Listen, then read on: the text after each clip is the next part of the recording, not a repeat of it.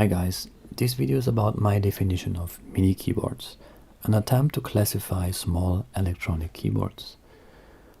So let's go ahead and I show you what I mean. First of all, I speak about the characteristics. So of course there are some mechanical things. For example, you have to press the key, but everything what is behind should be electronic at least, or digital. The next thing is the MIDI, or at least the Microkeys. I have also some examples. Here you can see the Casio SA3. In my opinion, this keyboard has Microkeys. You can see here as well my finger and the thumbnail in comparison with the keys. I think this is very small, by the way. On the top of this sheet you see the Casio VL1, which also in my opinion has Microkeys. The next is the Casio PT31. It's quite a little bit bigger. And the last one is the Casio PT90. And if you compare the first and the third one, you see, of course, differences. I have one exceptional example. This is the Headphone. Here you can see I could press with one finger 3 keys in the same time, so it's very difficult to play this thing. But I think it's still a mini keyboard. Later we'll see how I classify the user profile, but let's go on. Here we have the next thing, the range. At least we have 1 octave until 4 octaves. Of course, with 4 octaves you have more serious possibility to play music. Next is the fact that all they are portable. You can put them in the bag. You can take them with you, for example, if you are planning to play a live gig.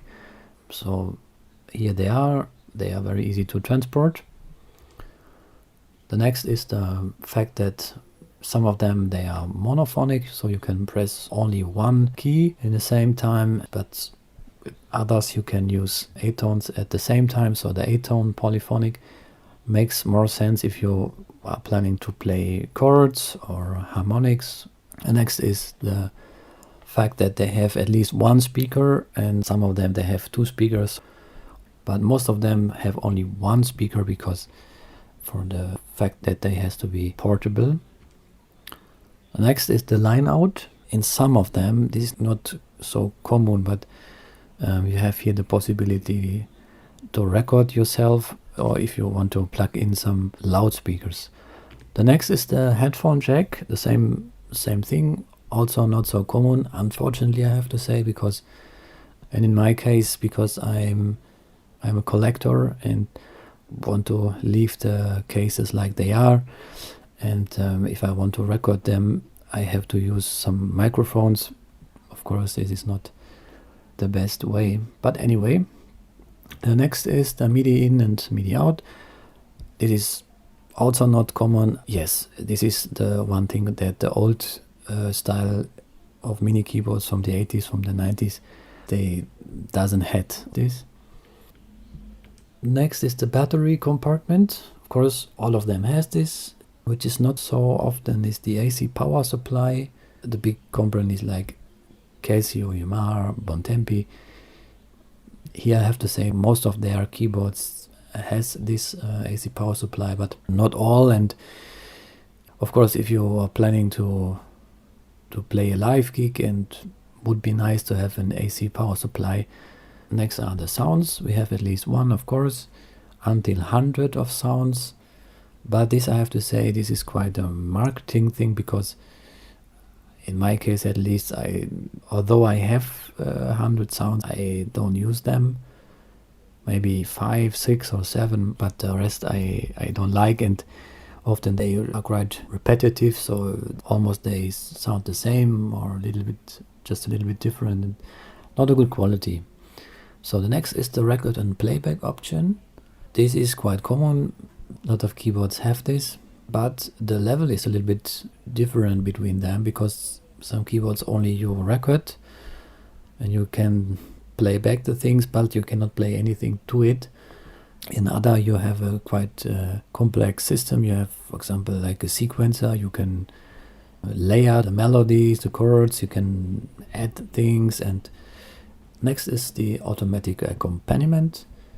most of the Casio and Yamaha and Bontempi keyboards, they have this. The other toy keyboards sometimes, but I think it's not so often.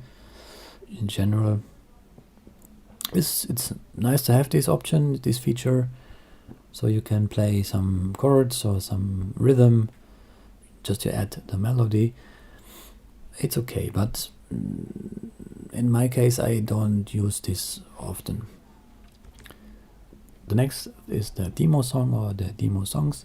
Yes, it's nice to have, but sometimes I'm a little bit disappointed because anything has to do with the sounds of the keyboard. So obviously they used sounds which are not available on the keyboards. Now I'm speaking about the user profile. So we can imagine that we can use the mini keyboards as a toy.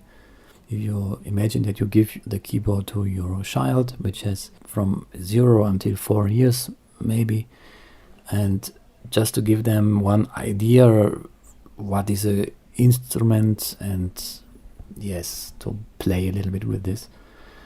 The next could be that you give this keyboard to your child, like to use it for early musical education, that the child can play a little bit more seriously, that it can learn what are chords, to play melodies, to have a little bit more idea from a key instrument. And the last user profile could be, in my opinion, to use it as a portable key instrument. For example, like I do, I integrate the keyboards inside my musical instrument setup. They are small, they are limited, but the limitation, I think, can challenge a little bit your creativity. And like this, I do it. Now you know a little bit about my definition of mini keyboards. Thanks for watching and see you next time.